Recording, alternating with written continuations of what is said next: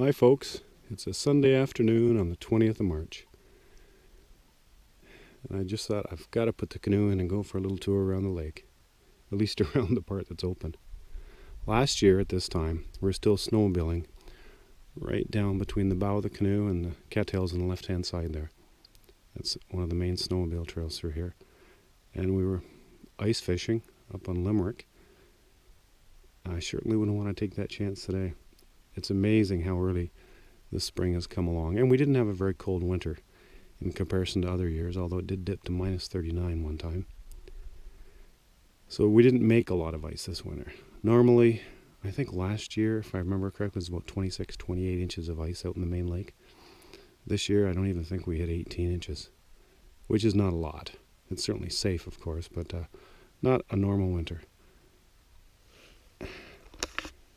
And as you can see,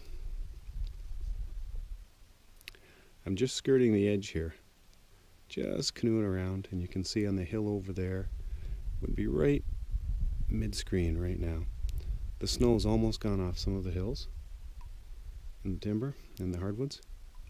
Wherever there's lots of spruce and cedar and balsam and pine, of course, they're still shaded, so there's lots of snow in there. Oh, it's been a beautiful week here.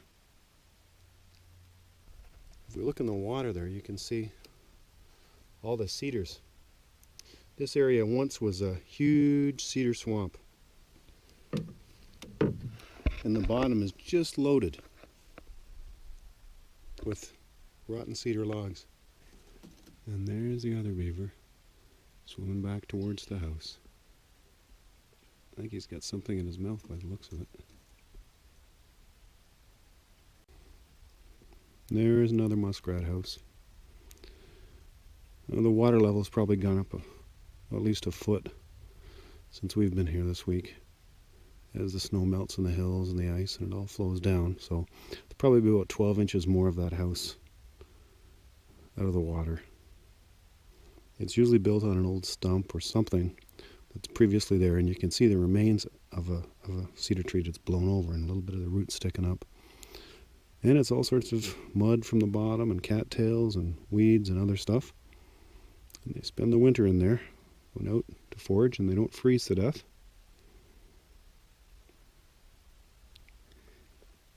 And there's a lone muskrat swimming across the lake.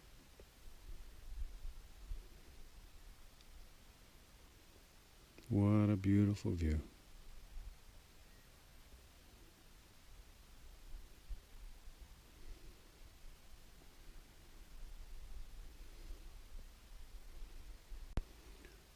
And here's another muskrat swimming along.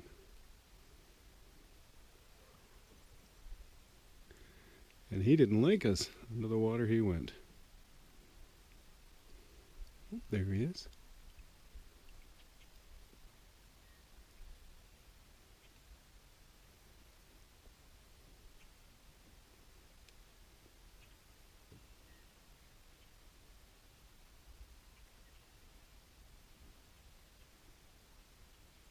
He's going somewhere to find a snack.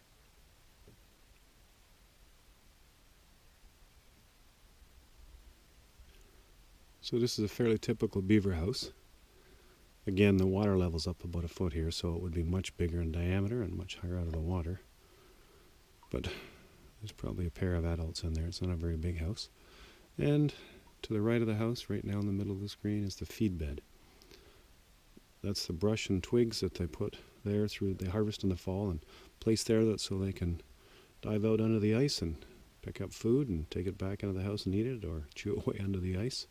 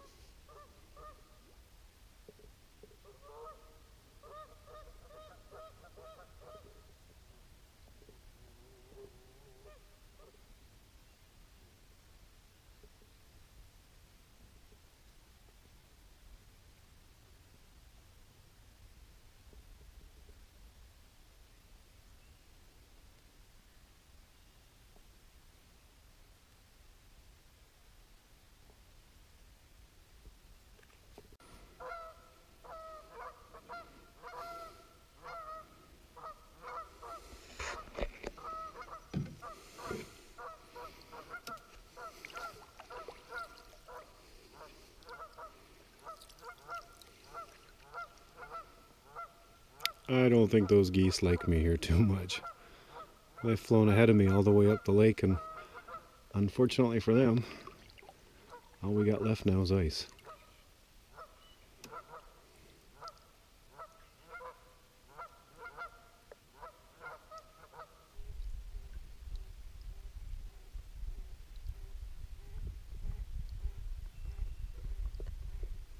Hey little buddy, how are you doing?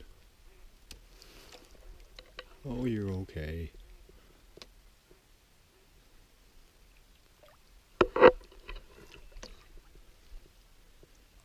There's another beaver for the night.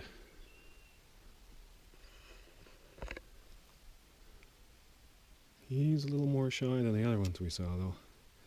Pretty soon he's going to slap his tail and say, "Goodbye." There we go. And there's his mate, the other beaver.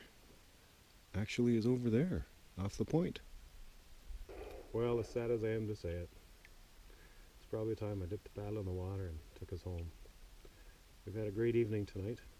We've seen 6 muskrat, had an excellent show from a little mink, a couple of beaver, all sorts of ducks and geese. I certainly didn't think I'd have the canoe in the water March 20th. That's a very early spring. Last year at this time, I was still ice fishing.